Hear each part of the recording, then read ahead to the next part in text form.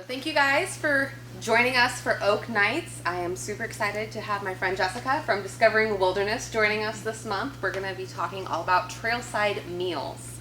And since we do live in the West Coast, maybe preparing for an earthquake.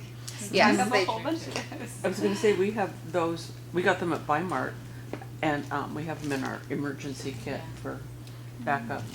So it's a slight off topic, but we've gone there a little bit with the emergency preparedness. I was having the conversation with some folks earlier today about how much learning about backpacking and being able to do less with more actually does go into emergency preparedness. So absolutely, knowing how to work with dehydrated foods, knowing how to work with whether it's an instant meal and it's ready to go, or you can put together ingredients to make something that's still tasty and delicious, but also very, very shelf stable, comes in handy a lot when you're talking about emergency preparedness. And that goes into also things like understanding hygiene a little differently, knowing how to filter your own water or treat your own water, being able to do less with more just in general. If I can live out of a backpack for 2 weeks, then I can definitely live off of everything in my house for 2 weeks.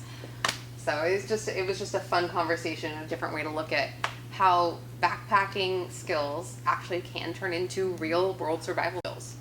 Yeah, for sure. We watch some prepper shows, just seeing how different people prep for those natural disasters that might be coming through, and it's very interesting to see some of the methods that overlap with adventure methods. Yeah.